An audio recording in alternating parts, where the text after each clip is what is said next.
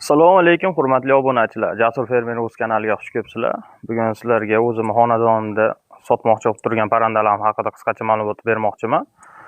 Joy bo'shatishimizga to'g'ri kelyapti. Juda ham yaxshi zotlardan biri Avstralov Ruminiya tovuqlarim bor. O'shalarni sotmoqchiman. Bular ko'pchilik biladi, dekorativ, go'sht, tuxum yo'nalishida boqiladi. Hop, yiliga 250 tadan 270 tagacha tuxum beradi.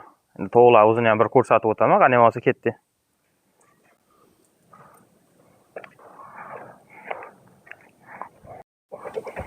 Qani bo'lsa do'stlar, tovuqlar o'zini sizlarga ko'rsataman.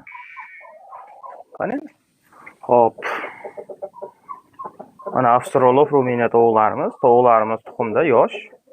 Hop, tovuqlarimiz 10 oylik, shunaqa atrofida hali yoshiga to'lmagan. Tovuqlarimiz tuxumda hammasi.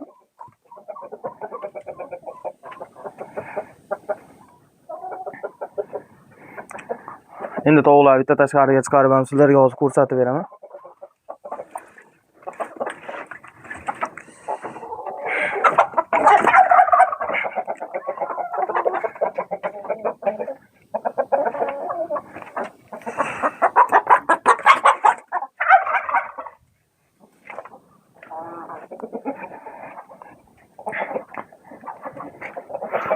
Do'stlar, mana ikkinchi semyani ham ko'rsataman. Bizda ikkita semya bor sotiladigan. Hop, mana bu ketagimizda ham bitta xo'roz, 4 dona makkiyonimiz bor. Tovuqlarni sifatiga baho berib qo'yasizlar. Emlama hamma yo'g'i bo'lgan, behijolat. Olib maza qilib boqadigan narsa tayyor. Xohlaganlar 1+4 qilib olinglar. Bitta xo'roz 4 ta makkiyon, xohlaganlar ikkita xo'roz 8 ta makkiyon olinglar. Bir joyga bo'lsa. Kelishamiz, xudo xolasa, telefon qilsalaring. Tovuqlarimiz mana tuxumda. Tuxumlarni ham ko'rib qo'yinglar. Mana hozirgi holatda 8 ta makkiyondan 6 ta tuxum olib turibman. Tovuqlarimiz 10-11 oylik atrofida yosh tovuqlar. Tayyor biznes. Kimdir olib mana shunaqa tovuqqa endi yangi kirib turgan odamlar bo'lsa, Avstralov Ruminiyani ham tavsiya qilaman. Nimagaki bu juda ham ser tuxum tovuq. Yiliga o'rtacha 250 tadan 270 tagacha tuxum beradi. Internetga ham yozib bemalol ma'lumotini o'qisalaring bo'ladi. Bu tovuqni sotishdan maqsad bizga joy kerak. Mana yana boshqa joyda parrandalarim bor, ularni olib kelib qo'yish kerak.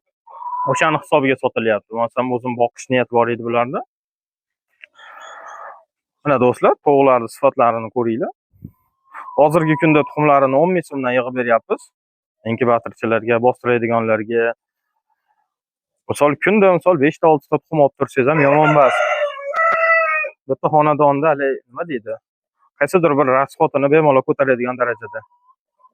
O'zidan olib ko'paytirib olsalaring bo'ladi. Mana shu misol 10 ta tovuqni bir joyga olib ko'paytirsam bo'ladimi desalaring, kurkam bo'ladi, inkubatorga qo'ysalaring ham bo'ladi. Bundan ziyon qilmaysizlar. Bu 2 oyda, 1,5 oyda o'zini pulini oqlab ketadigan narsa.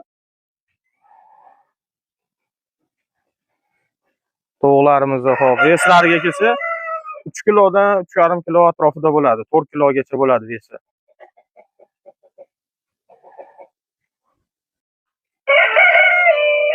Do'stlar, Avstralov Ruminiya tovuqlar haqida qisqacha ma'lumot berib ketaman. Ular Avstraliyada yaratilgan bo'lib, Ruminiyada seleksiya qilingan keyin tuxum go'sht yo'nalishida universal tovuq, ham dekorativ, ham go'sht, ham tuxum. Tuxumlarning og'irligi o'rtacha 55 grammdan 65 grammgacha bo'ladi. Hop, juda ham moslashuvchan, yuvosh zot. Hali har videoda aytishyaptiki, tovuqlar haqida ma'lumot bersa, hali narxini aytib qo'ya qol deydi. Bir ikkitalik donasi bor. Hali ularni bilishicha oldinga qo'ygan videolarimizni ko'rgan bo'lsalaring, Lomon Sindi tovuqlar haqida ma'lumot berganmiz. Ko'pchilikning tushunchasi o'zi aslida noto'g'ri. Hop, nima deyishadi? Davlat tovuq deyishadi. Nimaga davlat tovuq deyiladi? U Germaniyada chiqarilgan o'zining sorti bor, tuxum, immuniy tuxum yo'nalishida chiqarilgan tovuq. Shu haqida misol bilmaydigan odam ko'p. O'shaning uchun odamlar bilsin deb ma'lumot aytsak, hali bir ikkita donasi kommentariyada paydo bo'lib qolishyapti.